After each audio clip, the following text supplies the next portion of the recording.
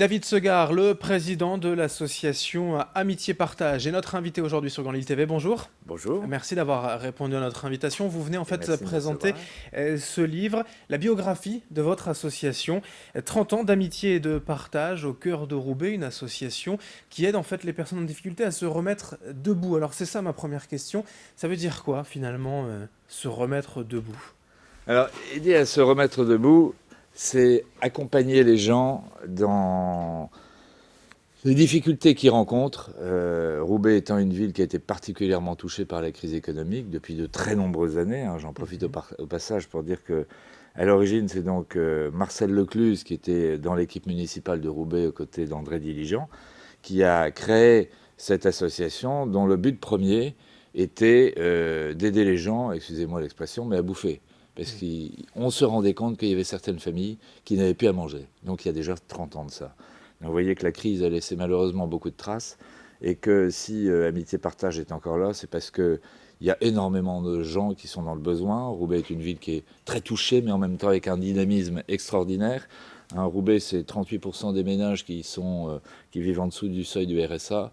Et parallèlement à ça, c'est 42% de taux d'emploi. Et la vocation du coup de l'association, c'est pas juste de Et manger ou de donner des vêtements, c'est aussi non, voilà, d'accompagner, de exactement. voilà, donner Donc comme ça des... le rôle premier de l'association a été effectivement de l'aide alimentaire, l'aide vestimentaire. On récupérait aussi à l'époque, j'y étais pas encore, on récupérait aussi à l'époque des meubles qu'on donnait aux gens qui étaient dans le besoin.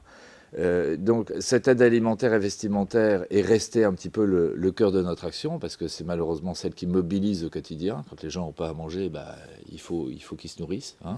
Donc on intervient toute l'année. On est la seule association à intervenir toute l'année. D'autres, bien connus et très complémentaires, interviennent aussi, mais plutôt l'hiver. Donc nous intervenons toute l'année, 365 jours par an. Donc ça, c'est le gros de notre action. Ensuite, on a un deuxième volet qui est un volet d'accompagnement de retour vers l'emploi qui se décompose au travers de différentes actions. Ces différentes actions étant financées par un certain nombre de financeurs publics, bien évidemment, le Conseil général en particulier, la mairie aussi, le Fonds européen, il y en a beaucoup moins. Et là, on a un certain nombre d'actions qui visent à accompagner, par exemple, à avoir un suivi individuel pour les gens qui sont dotés du RSA. On organise aussi des ateliers collectifs d'accompagnement aussi de retour vers l'emploi, parce que collectivement, on retrouve un peu plus de force qu'individuellement. Et pour célébrer un peu, entre guillemets, même si c'est pas forcément le bon terme, les 30 ans de l'association Oui. et votre travail, vous avez souhaité en fait Alors, coucher sur papier ainsi les voilà, témoignages, l'histoire de l'association tout à fait. avec l'autre Nathalie Mathis Delobel qui signe cette Absolument, biographie, entre guillemets. qui nous a fait le plaisir de signer cette biographie. Euh, En fait, ce qui est intéressant dans ce bouquin, c'est que ça ne sont que des témoignages au travers des 30 ans. Donc ça se lit comme une histoire vraie, ponctuée de témoignages absolument passionnants, à la fois de bénévoles, puisque dans l'association, on a quand même un peu plus de 70 bénévoles, ce qui est une des forces majeures de cette association, à la fois par les salariés, parce qu'il y a aujourd'hui une dizaine de salariés, plus, on aura peut-être l'occasion d'en reparler, 23 personnes en contrat d'insertion, et ensuite aussi des témoignages de bénéficiaires. Donc ça se veut un bouquin qui est là pour sensibiliser un petit peu les gens qui sont sensibles à ça, à la misère, il faut le dire comme c'est, et sensibiliser à pouvoir agir à un moment donné, soit en achetant d'autres bouquins, mais aussi au-delà de ça, pour nous c'est un outil de promotion, j'oserais dire, qui vise à faire en sorte qu'il y ait des gens qui se sentent volontaires pour venir participer à cette belle aventure sous forme de bénévolat. Mais c'est toute la contradiction finalement en fait des associations aujourd'hui telles que la vôtre, pas assez connues, mais aussi un peu trop connues. Finalement, vous préfériez ne pas exister, en fait. Exactement, exactement. De temps en temps, certains nous disent, mais pourquoi vous développez votre association? C'est formidable, vous devriez le développer ailleurs. Et moi, je réponds toujours, tant qu'il y a de la misère sur Roubaix, on n'a pas à aller ailleurs. Et de toutes les façons, notre but, c'est d'être là où on est et d'apporter notre professionnalisme et notre accompagnement là où il y a de la misère. Donc malheureusement, il y en a encore beaucoup.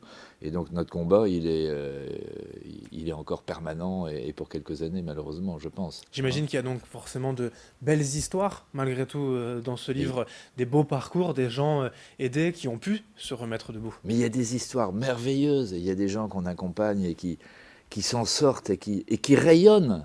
Et ça, c'est absolument, c'est une satisfaction qu'on peut tous avoir au niveau de l'association quand on voit les gens qui s'en sortent. Vous savez, on a 2 chantiers d'insertion, comme je le disais tout à l'heure, et on a un taux de sortie positive, excusez-moi le terme technique, de 60%. Ça veut dire qu'à l'issue de, en général, période de 2 ans de chantier d'insertion, les gens retrouvent soit un emploi CDD, CDI, stage, ou une période de formation, ce qui est un score, entre guillemets, un résultat absolument formidable, hein, puisque 60%, malheureusement, il y a peu d'associations qui arrivent à le faire.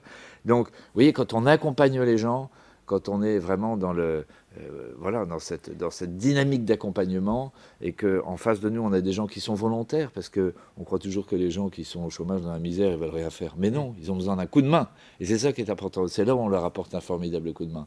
Et dans ce bouquin, vous avez des témoignages formidables. Alors pour terminer, en tant que témoin, hein, finalement, de cette misère aussi à Roubaix, la pauvreté a-t-elle changé en 30 ans?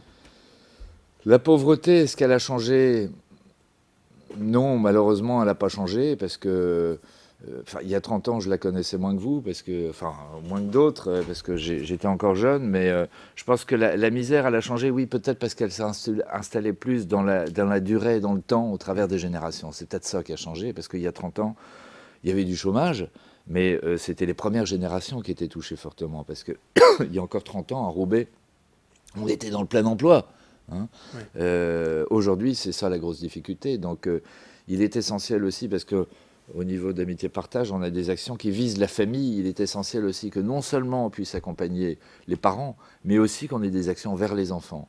Parce que notre vocation, c'est d'agir pour la famille.